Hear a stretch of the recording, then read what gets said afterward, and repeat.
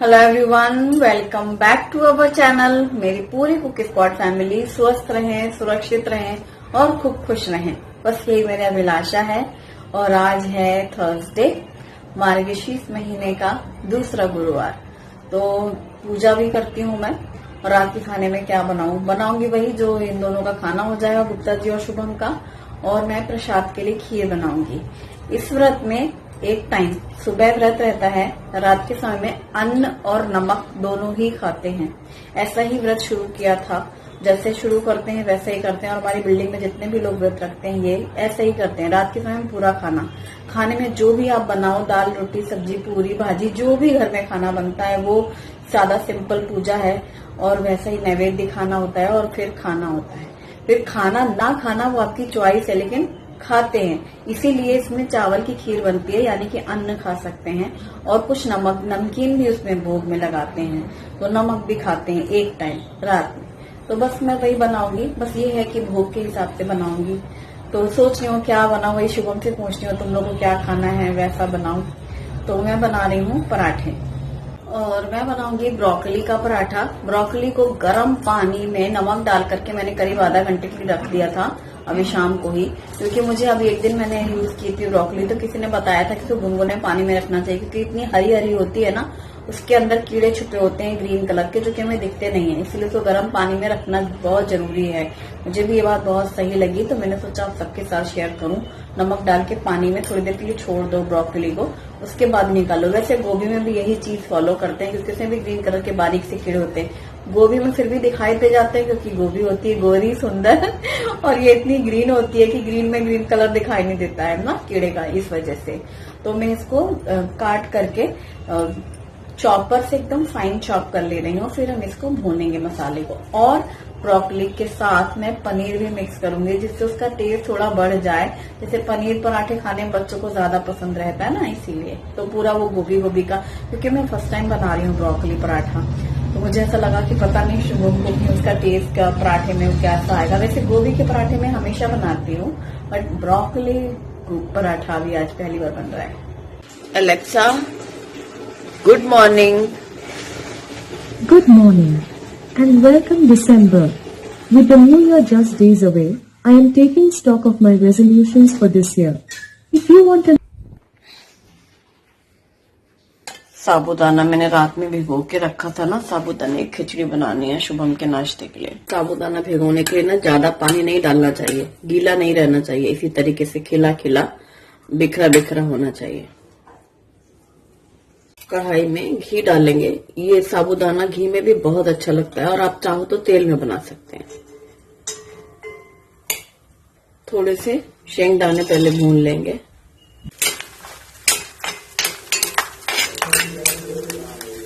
इनको बाहर निकाल लिया और जीरा डाल लिया, हरी मिर्ची और कटे हुए आलू को भी फ्राई कर लेंगे। ये कद्दूकस किया हुआ नारियल है, खोपरा, तो थोड़ा सा ये कद्दूकस किया हुआ सूखा नारियल डाल देंगे। इसमें गीला नारियल भी अच्छा लगता है, अब गीला नहीं है तो सूखा डाल दिया।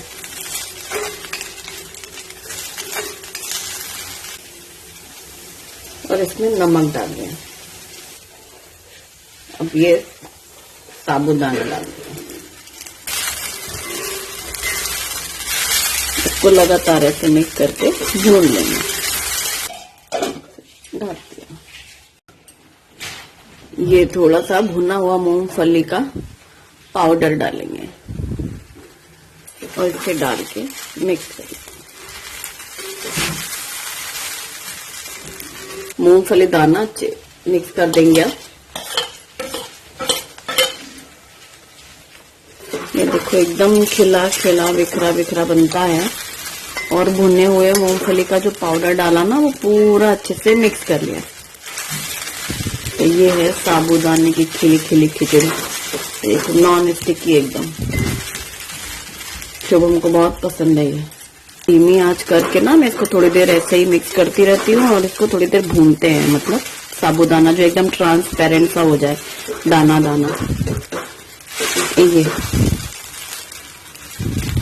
लास्ट में थोड़ा सा कटा हुआ धनिया पत्ता डाल दिया। धनिया डाल करके भी पूरे में मिक्स कर देंगे। ये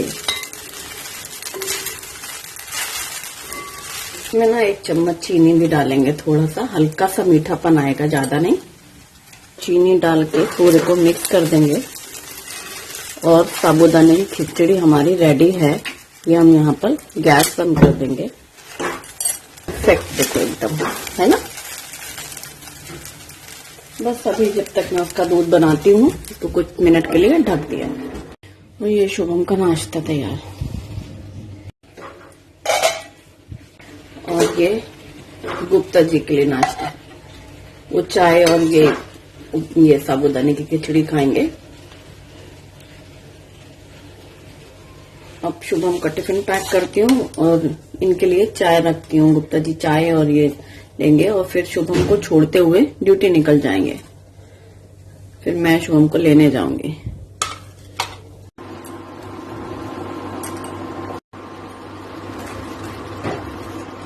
आपका भी नाश्ता तैयार हो गया है और शुभम का हो रहा है नाश्ता।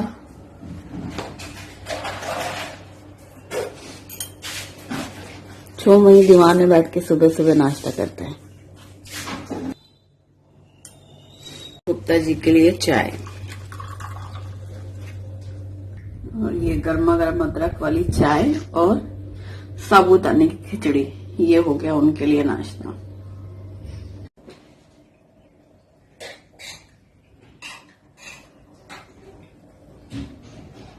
दोनों का नाश्ता हो रहा है जल्दी जल्दी।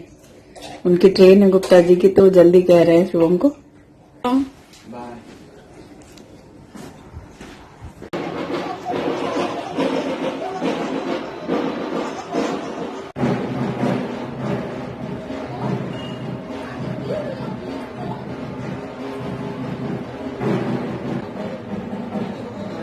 आज शुभम को दूध पीने का मन नहीं कर रहा है, ट्यूशन से आ गया है तो मैंने कुछ फ्रूट्स कट दिए।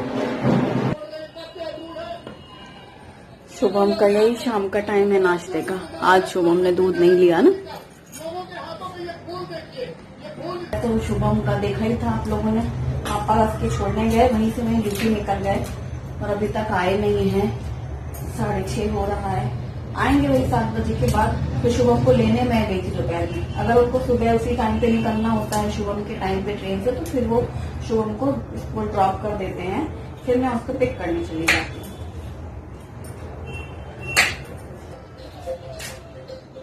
जो मोटा मोटा पार्ट है ना वो मैंने बाहर निकाल दिया है, साइड में कर दिया है और सिर्फ फूल वाला हिस्सा ही हम इसको यूज करेंगे।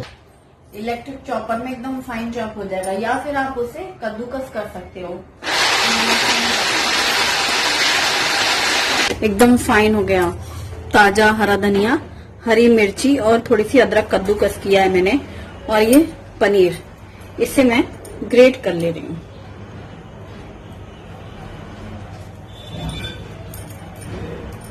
पूरा 100 ग्राम है पनीर और ग्रेट करने के बाद ये देखो ये कप से ज्यादा है, मतलब जितनी ब्रोकली है उतना ही पनीर भी है। ये ब्रोकली को भी आप इसी तरीके से कद्दूकस से ग्रेट कर सकते हैं। वो चूंकि गर्म पानी में डाला ना, नमक डाल के थोड़ी सॉफ्ट हो गया, तो मैंने सोचा वैसे ही उसको कर।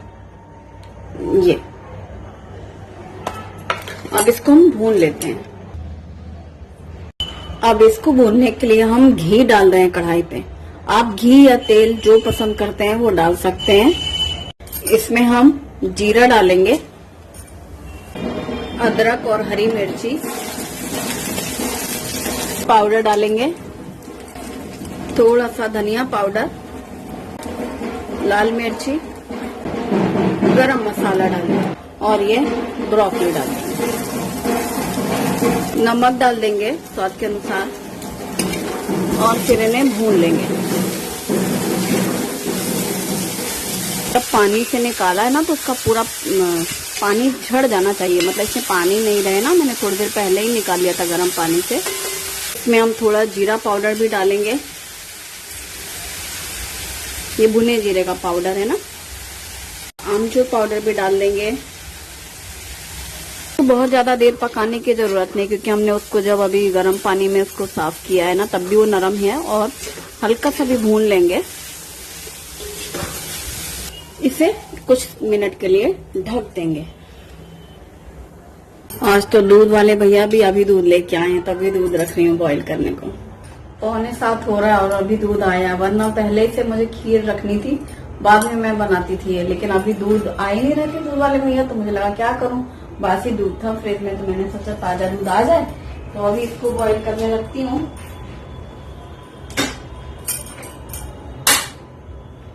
और आज मैं जो खीर बनाऊंगी ना चावल की, उसमें मैं गाजर मिक्स करूंगी। गाजर मिक्स चावल की खीर कभी बनाई खाई है? बना रही हूँ मैं आज। और यहाँ ब्रोकली हमारी परफेक्ट भुन चुकी है। अब हम गैस को बंद कर देंगे। अब हम ये पनीर डाल देंगे और ये ढेर सारा हरा धनिया डाल देंगे।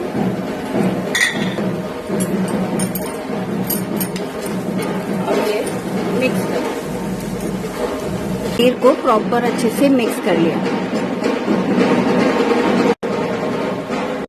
और अब इस स्टफिंग को इस टिफिन में निकाल रही हूँ मैं। इसके पराठे बहुत ही ज्यादा टेस्टी लगेंगे और बच्चों को पनीर भी मिलेगा और सब्जी भी। जैसे उनको ना एक चीज के टेस्ट में अगर कोई परेशानी है तो।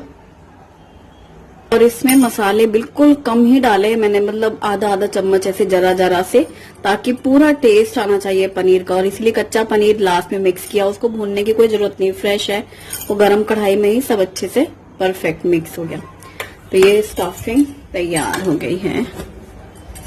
ये मैंने चावल धो के रख दिए थे, थोड़ी देर हो चुका है।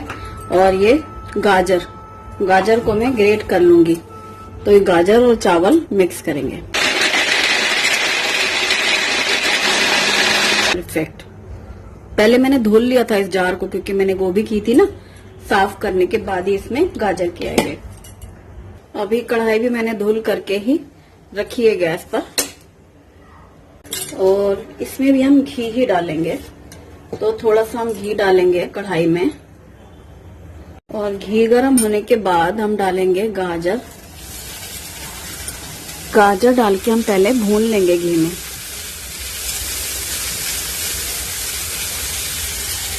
बहुत से कमेंट्स आ रहे हैं कि विंटर थाली बन रही है, गाजर का हलवा कब बनेगा? जल्दी बनेगा, गाजर अच्छी आ जाए ना। हलवे के लिए जैसी गाजर चाहिए, मोटी वाली डार्क लाल, वो मार्केट में दिखेगी ना जिस दिन, उसी दिन मैं बनाऊंगी। अभी भी आई थी तो ये फीकी फीकी सी पतली सी जैसे नहीं होती कम मीठी वाली, वैसी थी। तो इन सब चीजों में चल जाता है, खीर वगैरह में। हलवे में वो जो मोटी वाली चाहिए ना, उसी का इंतजार है। और गाजर को मैं भून ले रही हूँ। सॉरी, आज के वीडियो में बीच बीच में बहुत तेज आवाज आ रही है ना, बैंड बाजा कुछ बज रहा है। कोई पास में पड़ोस में कुछ है फंक्शन वगैरह शादी, इसलिए अचानक से बजने लग जा रहा है बहुत तेज, और फिर शांत हो जा रहा है बीच बीच में। अब गाजर भून चुकी है, हल्की सी सॉफ्ट हो गई है। इसमें ही हम ये चावल डाल देंगे भीगे हुए। चावल भीगने से थोड़े नरम हो जाते हैं, तो इनको ऐसे हाथों से मसल के डालेंगे। आप चाहो तो इसको ग्राइंडर जार में बारीक कर सकते हैं। अब चावल डाल करके भी मिक्स कर लेंगे। तो इसको भी भून लेंगे कुछ मिनट के लिए।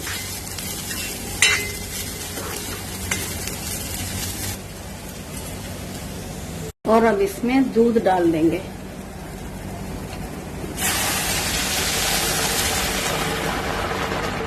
और दूध डाल करके फिर अब इसको मिक्स करके पकाएंगे। आंच को ऐसे मीडियम कर लिया है, जिससे कि उबाल एकदम से ना आ जाए।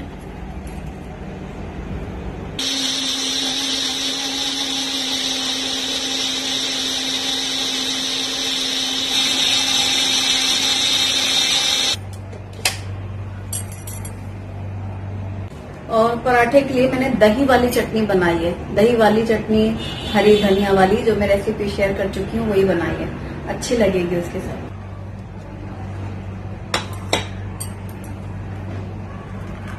चटनी हमारी रेडी हो गई, दही वाली चटनी। अब दही चटनी तैयार, साइड में रख लेंगे।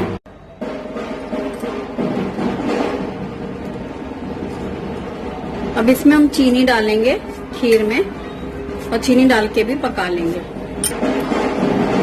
और मल्टीग्रेन आटा लिया है मैंने, उसमें थोड़ा सा नमक डालूंगी और घी डालेंगे 1 चम्मच, और फिर आटा नरम गूंथेंगे, सख्त नहीं, क्योंकि स्टफ पराठे के लिए ना हल्का नरम चाहिए।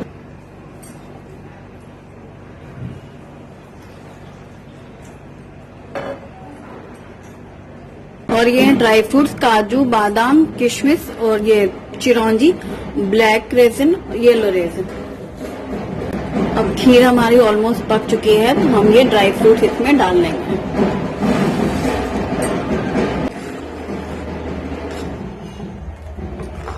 और अभी हमारी खीर रेडी हो गई है, फिर ठंडी होकर और गाढ़ी हो जाएगी ना, बंद कर दे रही हूँ। अब इसमें हम डालेंगे इलायची पाउडर। इलायची पाउडर डाल करके मिक्स कर देंगे खीर में। मैंने हांडी में पलट दी है, वो गाजर की खीर मिक्स है ना इसमें, इसलिए वो येलो येलो कलर आ गया, ऑरेंज वाला। और इससे पहले तो भोग लगाऊंगी मैं, उसके बाद फिर इन लोगों का खाना होगा। तो ये है मूंगफली का तेल, धारा पीनट ऑयल, जिसे मैं इसमें निकाल रही हूँ। खाली हो गई ना बॉटल। इस तरीके से छोटी सी पहले रोटी बेल लिया है, और इसमें ये 2 चम्मच भर के स्टफिंग डालेंगे। अब इसको किनारे से पूरा पैक कर लेंगे। इसलिए ना जितना किनारे की ओर पतला पतला रखें, और फिर जब ये पूरा ऐसे हो तो यहां से ऐसे इसको फोल्ड कर दें। और बस फिर इसको किनारे से बेलते रहना है, बीच में फिर वो अपने आप ही बेल जाता है।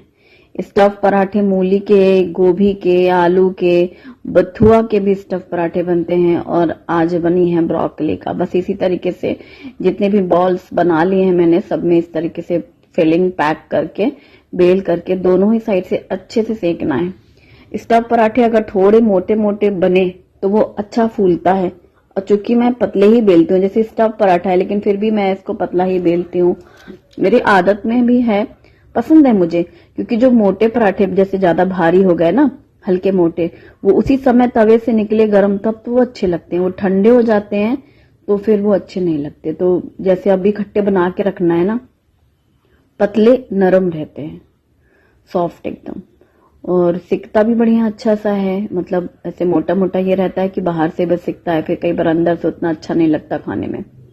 इसके साथ में दही, ब्रेकफास्ट में भी आप ये पराठे बना सकते हो, बच्चों को टिफिन में दे सकते हैं, केचप बच्चों को पसंद रहता है।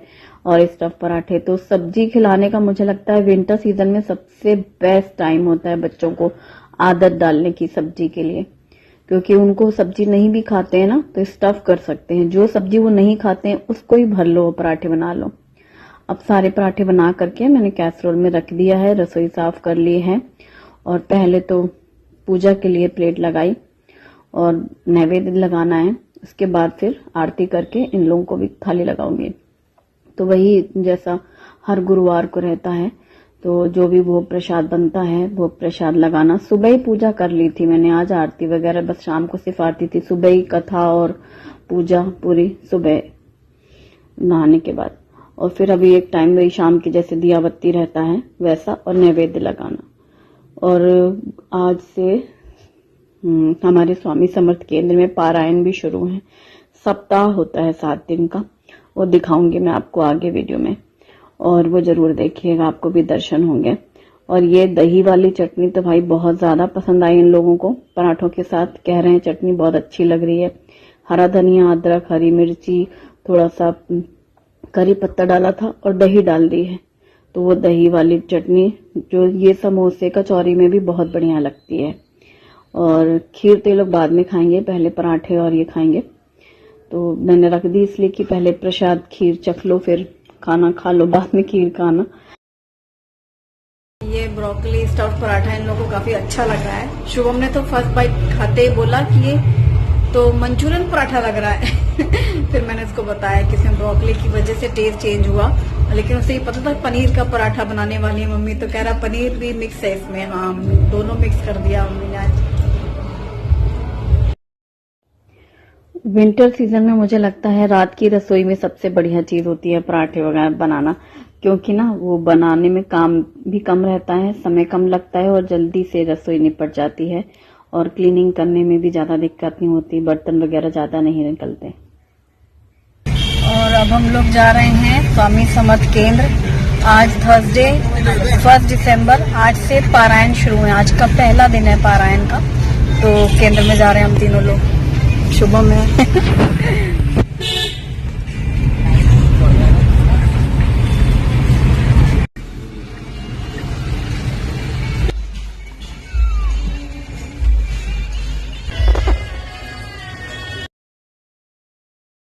घर के अंदर तो यहाँ बिल्कुल भी ठंड नहीं है, या बल्कि पंखा ही चलता है। बस खिड़की वगैरह खोलो तो थोड़ी बाहर की हवा आती है, क्योंकि बाहर निकलो तब हल्का सा ऐसा ठंड का महसूस होती है कि हाँ है, बाकी कुछ नहीं है। लेकिन थोड़ी देर बाद बाहर भी नॉर्मल लगने लगता है। केंद्र में रात के समय में एकदम शांत है, पहला दिन है और लोग पारायण के लिए बैठे हैं। तो जिन्होंने पारायण के लिए बैठे हैं, जो लोग उनकी सारा पारायण का वो उनका जो पुस्तक होती है ना, वो सब रखी है। और केंद्र में यहाँ पर ये देखो देव पूजा मांडनी कैसे करते हैं, देवघर कैसे बनाते हैं, ये लगा हुआ है। ऐसे झांकी जैसी रहती है। और गुड़ी पाड़वा की जब पूजा होती है, साल भर के पूरे फेस्टिवल किस तरीके से रखते हैं, तो ये गुड़ी पाड़वा बनाई गई है। गुड़ी अक्षय तृतीया के दिन कैसे मांडनी करते हैं, कैसे घड़ा रखते हैं। और फिर ये है नाग पंचमी के लिए, ये रक्षाबंधन के लिए, सारी जितनी भी त्योहार होते हैं साल भर के, गोकुल अष्टमी में कैसे पाड़ना बनाना है। और ये पोड़ा बैल वाली पूजा, हरतालिका तीज में ऐसी करते हैं ना हम लोग, तीज में वैसी पूजा बनाई गई है। गणेश चतुर्थी में मोदक और गणपति हैं। पितृपक्ष में कैसी पूजा करनी है, घट स्थापना नवरात्रि में कैसे करनी है, घर में कुल देवी देवता और वो घड़ा कलश रखना। कोजागिरी पूर्णिमा के लिए, वसुवारस के लिए भी बना हुआ है। पूरे फेस्टिवल, धन त्रयोदशी दीपावली से पहले जो होती है उसकी पूजा मांडनी है ये। और ये है दीपावली की पूजा मांडनी कैसे करते हैं केंद्र के अनुसार। जितनी भी केंद्र के अनुसार कैसी मांडनी करते हैं वो सारे झांकी जैसा बना के रख देते हैं वो लोग। खंडेराव पूजा मकर संक्रांति में कैसे करना है। और हल्दी कुमकुम रखा है, तिल गुड़ रखा है जो कि अब आने वाला है। और उसके बाद होली का ये किस तरीके से करते हैं, होलिका दहन। और लास्ट में सत्यनारायण कथा। तो केंद्र से जो लोग जुड़े हुए होते हैं ना, सेवेकरी, उनके घरों में किसी भी जितने भी स्वामी समर्थ केंद्र से जुड़े हैं ना, उनके यहाँ बिल्कुल ऐसे सिस्टमैटिक ही सारी पूजा मांडनी वगैरह सब होती है। ये सारी जितनी भी रखी ना बेंच में पुस्तकें, ये सब पारायण के लिए हैं। 4 बजे से लोग आ जाएंगे सुबह से, और फिर 7 दिन का सप्ताह होता है ना, 7 दिन में पूरा पारायण कंप्लीट होता है, 8 आखिरी दिन। तो इसी को सप्ताह कहते हैं, पारायण कहते हैं। तो ये पूरे हॉल में जितनी बेंच लाइन से जिनकी जिनकी है पारायण का नारियल और वो रखा हुआ है ना, गुरु चरित्र, जो लोग जो भी पढ़ रहे होंगे, पाठ अलग अलग भी करते हैं। कोई नवनाथ पारायण करता है, कोई गुरु चरित्र, तो वही उनकी पुस्तक रखी है, कपड़े से ढकी हुई रहती हैं। और जिनकी रखी है वो आएंगे, बैठेंगे, पूजा अपना पाठ करेंगे। रोज के रोज 3 अध्याय 2 अध्याय जितना लिखा होता है फर्स्ट पेज में ना, उतना पढ़ना होता है। और अंदर ये अखंड सेवा चलती है, इसीलिए पारायण में दरबार के अंदर नहीं जाने देते, किसी को भी नहीं जाने देते। जो सिर्फ 6 लोग रहते हैं अंदर, कंटिन्यू जो होती है सेवा। और यहाँ पर ये तुलसी घड़ा और औदुंबर का पेड़ जिसमें प्रदक्षिणा करते हैं, बस ये बाहर है। एकदम शांत वातावरण है। आज पहला ही दिन है, दिन भर लोग आए होंगे और रात में पूरा खाली सिर्फ और सिर्फ जेंट्स दिखाई दे रहे हैं, जो कि रात में जो रात्र में सेवा होती है ना, नाइट सेवा, उसके लिए जो लोग आए हैं। बस इसके बाद फिर 4 बजे से शुरू हो जाएगी चहल पहल। और रात में शांत रहता है, क्योंकि जो लोग दिन भर रहते हैं, कुछ लोग सुबह सुबह जिनको आना है वो सब